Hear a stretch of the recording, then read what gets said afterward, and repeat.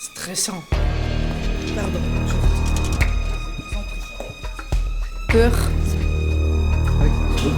Angoissant.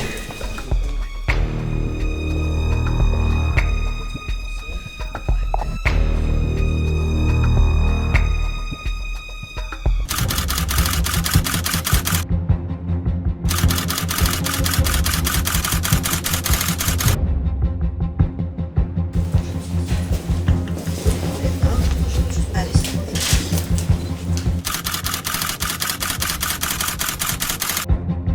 23 novembre 1914. Ma chère Roche, comment vas-tu? Cela fait plus de 3 mois que je ne t'ai pas vu. Je suis à la guerre, on s'arrêtait dans une tranchée avec mes copains. Eugène, cela va faire bientôt 2 mois que je n'ai pas reçu de lettre de toi. Je suis vraiment très inquiète. J'ai peur qu'il te soit arrivé quelque chose. Les armées s'enterrent dans des tranchées.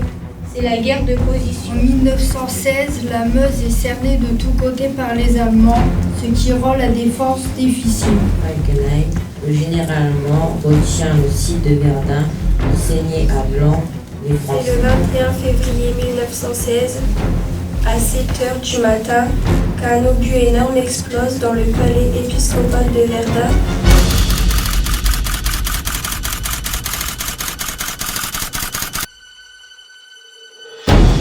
Le 24 octobre, 3 divisions françaises passent à l'attaque et reprennent le fort de Douaumont. Verdun reste la grande bataille des Français. Verdun, c'est 10 mois d'atroces souffrances dans les deux camps. Verdun a vu se déverser 60 millions d'obus. Verdun, c'est la mort, la peur, la folie humaine, les blessés, les gueules cassées, le froid. Cette victoire a été considérée par tous les survivants de ce conflit et par les Français comme la victoire de toute la France.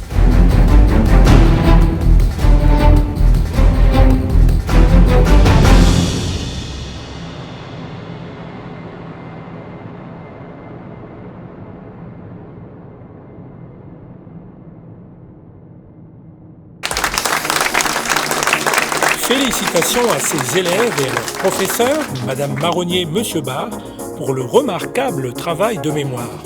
Un diaporama sur la biographie de jeunes soldats orchésiens morts à Verdun venait conclure l'ensemble de l'exposition.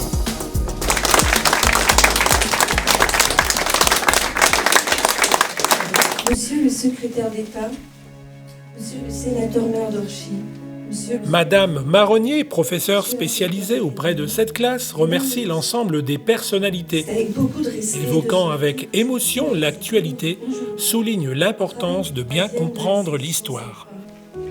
Combien comprendre l'histoire avec un grand H est vital pour éduquer nos futurs citoyens. Tous les élèves présents ici, pour qui la guerre ne disait pas grand-chose, et dont la vie, comme tout à chacun, A basculé un soir de novembre 2015, ont compris la notion de sacrifice pour défendre la liberté et la patrie qui est la nôtre. Si aujourd'hui et dans le contexte actuel où grandissent nos adolescents, je devais retenir quelques mots sur ce que nous avons réalisé, ce serait sans nul doute ceci. Sauvegardons la démocratie. Toujours se souvenir, ne jamais oublier et protégeons notre liberté, notre égalité, notre fraternité.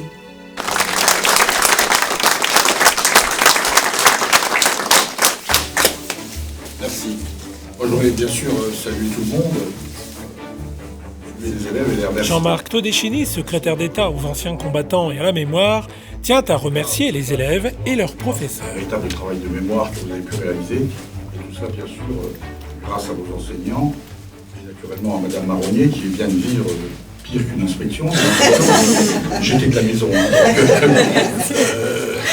Donc, je crois que ce que vous avez fait là, c'est vraiment un travail de remise à l'honneur de ceux qui sont tombés. Avant de quitter le collège, Jean-Marc Todeschini remercie son hôte, Dominique Bailly.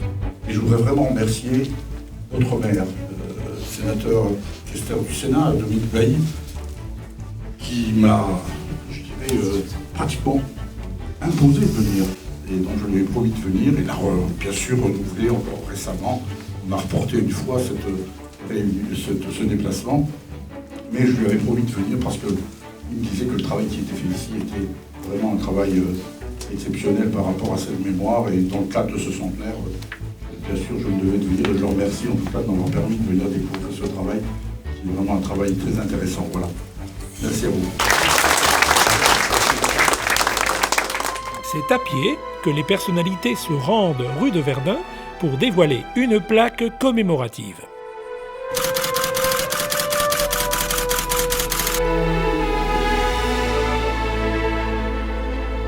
C'est au milieu d'une foule de porte-drapeaux et dans un silence de circonstance que le secrétaire d'État et le sénateur-maire d'Orchy dévoilent la plaque commémorative portant cette inscription « Hommage aux Orchésiens morts à Verdun en 1916 ».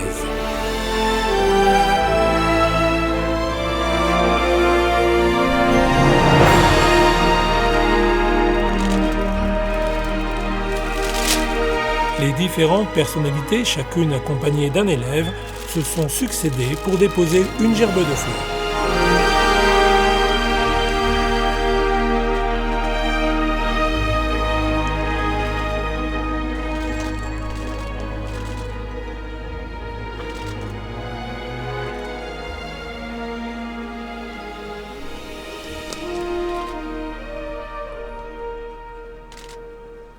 Puis, la sonnerie aux morts a retenti en mémoire de ces Orchésiens tombés à Verdun.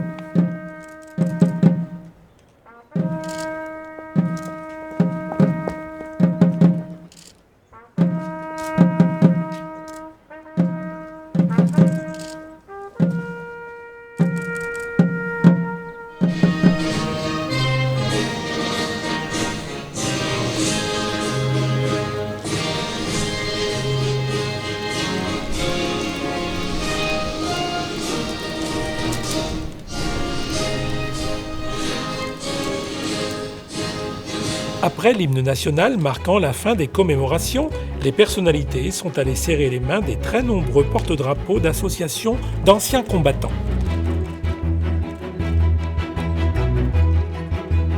Ensuite, le long cortège se dirige vers l'hôtel de ville pour des discours suivis d'un cocktail.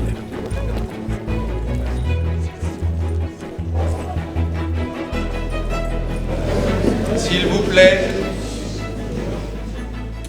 Merci. Dans une salle du Conseil comble et devant un auditoire attentif, Dominique Bailly prend la parole. Très heureux de t'accueillir ici à Orchy, capitale mondiale de la chicorée, Chicorée-le-Roux. C'est la première visite ministérielle d'un ministre en Hauts-de-France. Je savais que j'allais déclencher quelques rires. Après un peu d'humour, le sénateur-maire remercie les anciens combattants pour leur présence. Les anciens combattants... Le questeur du Sénat revient sur le travail de mémoire réalisé par les élèves de SECPA au collège du Pével. Ce travail nous a été retracé, narré tout à l'heure devant Monsieur le ministre. Avec cette émotion, cette touche d'émotion. À son tour, le secrétaire d'État, prenant la parole, tient à saluer le travail réalisé par la SECPA du collège et particulièrement Madame Marronnier pour son engagement. Et puis, Madame Marronnier, permettez-moi de la saluer plus particulièrement, avec tous ceux qui l'ont entourée. J'ai vraiment tout à l'heure ressenti la puissance de travail que vous pouviez faire, mais que vous faisiez avec, je dirais, la foi du charbonnier. Vraiment, c'est une exigence pour vous de faire ce travail. Enfin, Jean-Marc Todeschini dira tout le plaisir qui est pour lui d'être à Orchy aujourd'hui, poursuivant sur les liens d'amitié qu'il entretient avec Dominique Bailly. Ce qui est là, c'est aussi l'ami. L'ami, bien sûr, j'ai découvert Dominique à son arrivée, je le connaissais, puisque nous sommes aussi des amis politiques, mais d'être des amis politiques, des fois, c'est particulier, ça peut être risqué. Mais je le connaissais. La cérémonie a pris fin autour d'un cocktail. Moi, j'ai mis 10 ans.